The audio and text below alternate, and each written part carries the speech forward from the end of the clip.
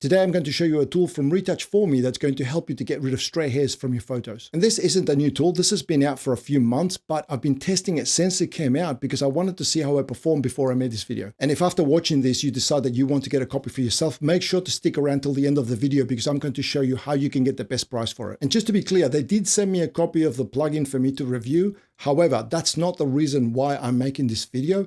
I'm making this video because they make really good stuff and I want to show it to you. I have been a paying customer of theirs for years before they got in touch with me, again, because they make really good stuff. So let me show you how this plugin works. Okay, so we're inside of Photoshop and I've got 3 stock images that we're going to use for this demo. I picked out 1 easy image and then 2 more difficult ones, and there is a reason for that. I'll get to that in just a second. Let me show you the images. I've got this one here first. This is going to be pretty straightforward actually. You've got some stray hairs up on the top, but for the most part, there's not a lot of work that needs to happen there. That's the first image. Then we have this image over here, which initially looks okay, but when you zoom in, you can see there's a lot of stray hairs in there and it's actually blending into the background. And so we want to clean that up. We'll see what it does with that. And then finally, what I've got is this image here, which I think this one's going to be quite difficult. I think you might actually struggle with this. If I zoom in, you'll see that there's hair across the face, and that's typically quite a difficult and time-consuming challenge when it comes to cleaning up hair. So I fear that it might actually struggle with this one, but we'll see how far we can get. Again, the idea with these plugins is to get you 80%, maybe 90% of the way there, and then you can fine tune, whatever it needs to be done at the end of the image, because no plugin will get you a 100% result. There's always going to be some fine tuning and some tweaking that you need to do to the image. So having said that, let's start off with the first image. Now, I said at the beginning of the video that I picked an easy image and then 2 difficult ones. Let me explain why. On images that don't require a lot of work, like this one here, there's only a little bit of work at the top of his head where we got to remove and just fix up a couple of hairs there. So with images like this one here, there are 2 ways to actually apply the plugin on an image. First of all, you've got the default sort of setting where you just send it off to the image and let it do its thing. And those are applied from the Retouch for Me panel, which is what you're seeing right now. Now, let me just walk you through here for a second. There's a couple of things that are important. Retouch for Me offer 2 different ways to purchase and use their plugins. So they've got a cloud service, which is what you're seeing here. And this just works on a credit system like every other credit system for software. You purchase some credits, and then as you apply different plugins, then that draws down from your credit balance. The other method is where you've got this on device. That's where you purchase the plugins yourself. So depending on the number of images that you are working with, it may be more cost effective to just buy the plugin because it's a one-time cost, and then you can just use it as many times as you want and you've already paid for it. That's the method that I use. As you can see, I've got a stack of plugins, and down the bottom you can see we've got the stray hairs one. You'll also see that there's a little arrow to the right. This is where you can expand for any special settings for any of the plugins, and as you can see, we've only got this one here, which is the blend of the effect, and you can turn that up and down. So for images that don't require a lot of work, like this one here, what you can do, I'll just close that, is that you can just click on the play button and it will apply a sort of default values to the image. It tries to work out what it needs and then it just does it. So it doesn't let you tweak a lot of the stuff. That's great for some of these simple images. And I'm just going to click on the play button here so we can see what kind of result we get. So I'll click the play button and we'll let it do its thing. Okay, so it's done applying the plugin, and as you can see, it looks great. And one of the things that I love about Retouch for Me is that anything that it does, it puts in a separate layer. And if you've done any editing, any high quality, high level edits before, you know that you're going to be using Photoshop because it is the industry standard still, and you are going to be working in layers. And so this tool aligns itself with the best practices that we're already following. And as you can see, we've got a layer here called Stray Hairs. It even renamed it for me. And if I turn that on and off, you can see, let me actually zoom in a little bit so you can see the effect. If I turn it off and then back on, off, and then back on. And what I love, I don't know whether you've actually noticed this, but there's some hair in here, but it's applied the bokeh. So you've got other hairs in the back that were already in the photo before. I'll just put the before photo again. And so what it's done, it's actually matched it to the rest of the photograph. So it doesn't just get rid of it, it will actually just give it a little bit of a blur if it thinks that that's what it needs. So that's worked out really, really well.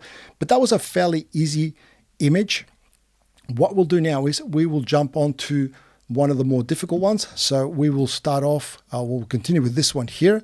And for this one, we are not going to use the panel, because what we want to do is we want to be able to tweak the effects once it's applied and then even afterwards. So we're going to apply it in a completely different way. So I'll just collapse this. And what we're going to go is into the filter menu up on the top. We're going to go to Retouch for me. And then we're going to go all the way down to stray hairs. And we are going to launch the plugin screen. And I'll just bring it over from my other screen over here. Let me just do this so you can see that. And it's going to do an analysis of the photograph, and then it's going to give me access to all of the tools. So we'll just wait until it finishes doing the analysis.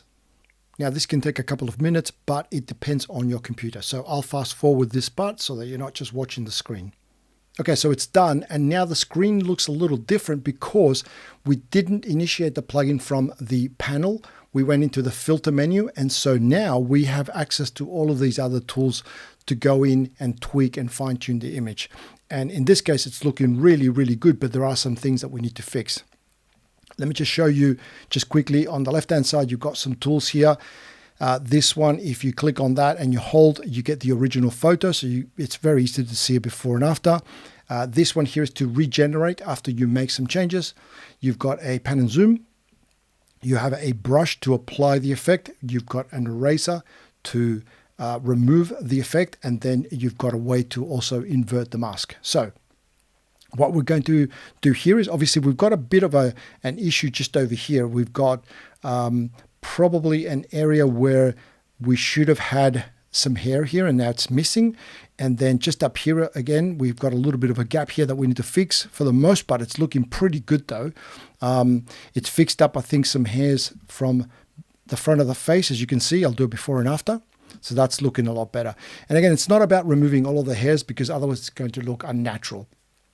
We have hairs normal, and so we should have some stray hairs, so you can't remove all of them. But the idea is to make it look as natural as possible.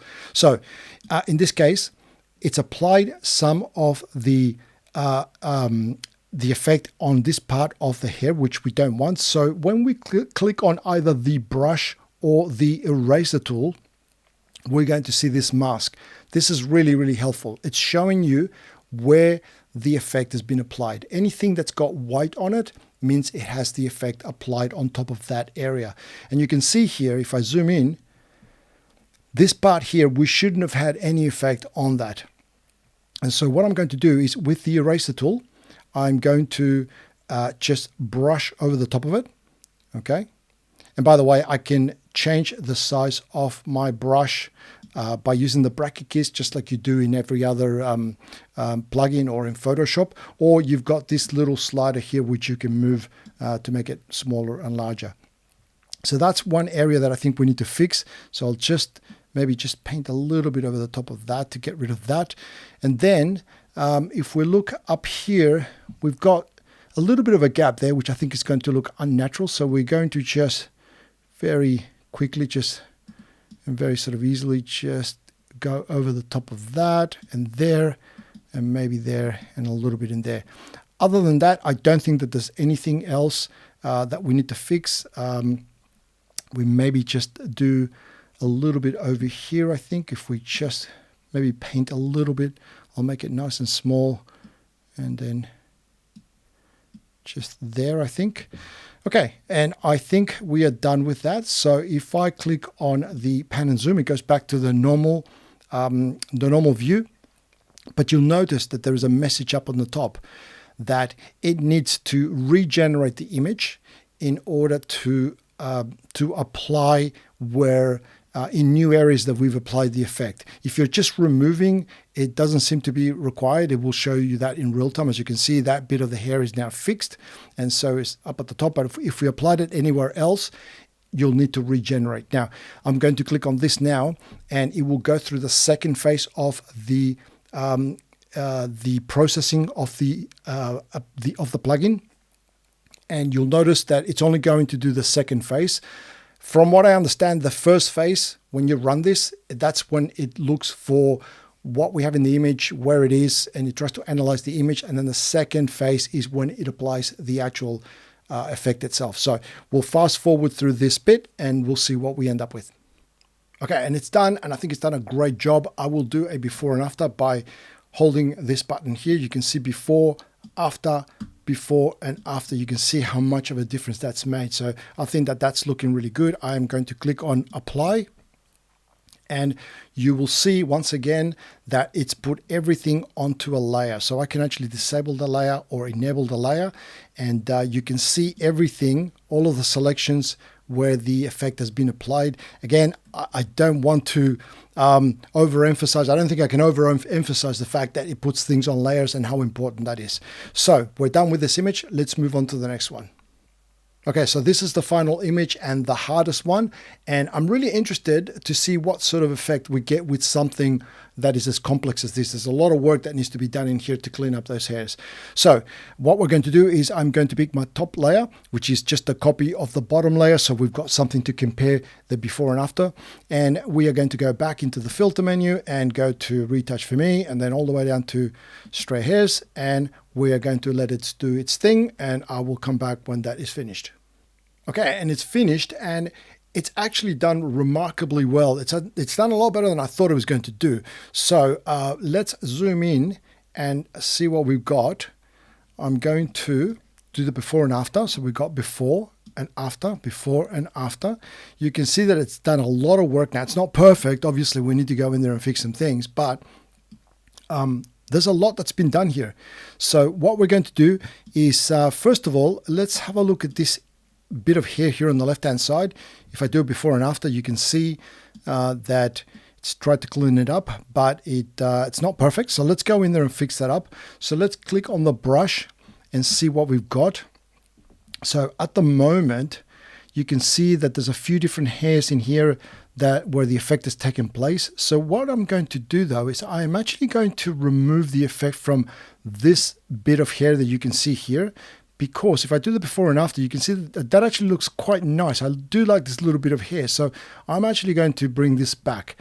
So let's click on the eraser, and then I'm going to make my brush nice and small.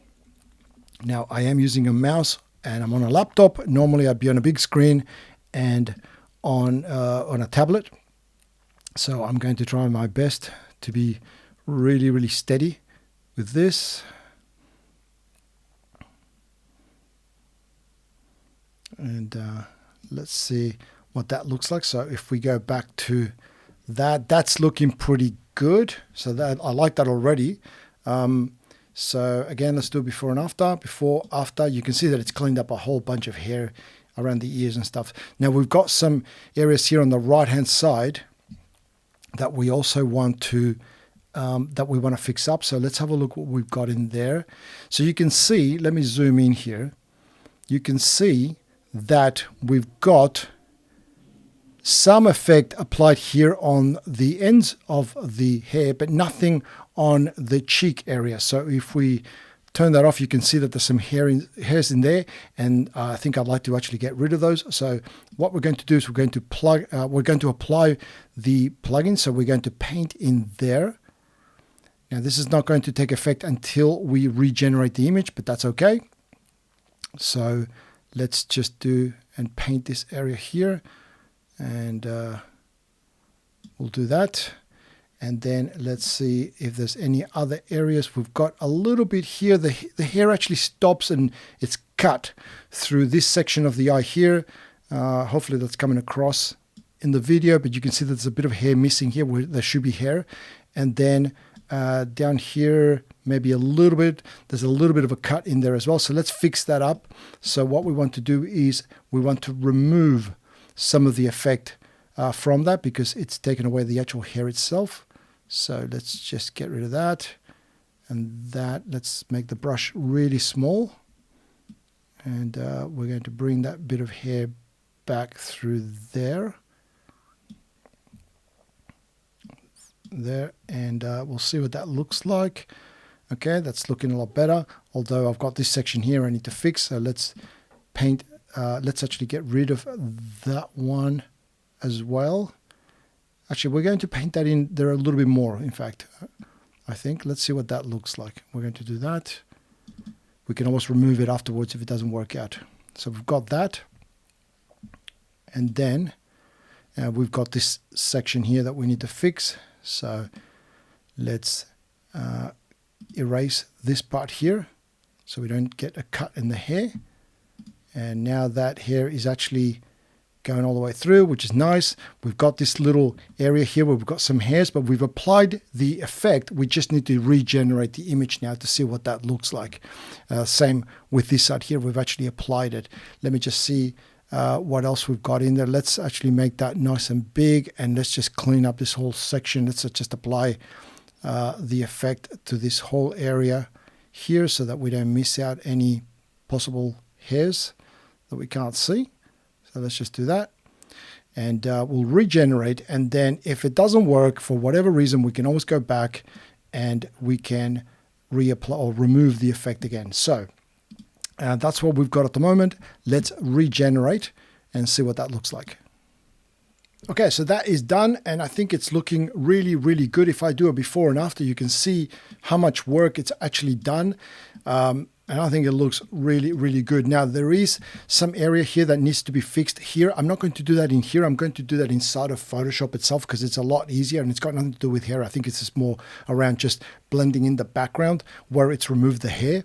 The hard bit is getting rid of the hair. It's not the backdrop. The backdrop that's easy to fix. So we are going to apply this now. And then back inside of Photoshop, you can see that once again, we've got everything on a layer, and that's the power of this tool.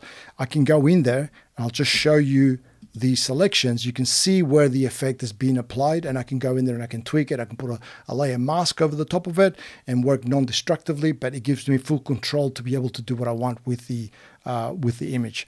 If I wanted to, I could also flatten the image, and then I could run it through the plugin once again, and it's going to improve on every time as well. Now, if you're interested in getting a copy of the plugin for yourself, you can get 20% off the price by using the coupon code MINISTRY. And often they run promotions with discounted prices where you can still apply the coupon code over the top of it and save even more money. So make sure you go check it out. And just to let you know that I've revised my resources page where you can download a bunch of free stuff like presets, actions. I've got some guides in there. In fact, I've just uploaded a back to basics guide on shutter speed, aperture, and ISO. So if you're just getting started, make sure you go check it out. I will have a link in the description of this video. So that's it for this video. If you enjoyed it, please don't forget to give the video a like. It makes a huge difference to me and to the channel. And if you want to see more content like this, then do click the subscribe button and the notification bell. That way YouTube will let you know when I upload my next video. And if you've got any questions, just drop them in the comment section below. I do my best to read and to answer all of them. In fact, for me, one of the most fun things about running a YouTube channel is the feedback that I get from all of you. So I'd really like to hear from you. So yeah, drop me a question or maybe just say hello. But that's it for this video. I hope you enjoyed it. I want to thank you for watching, and I'll see you next time.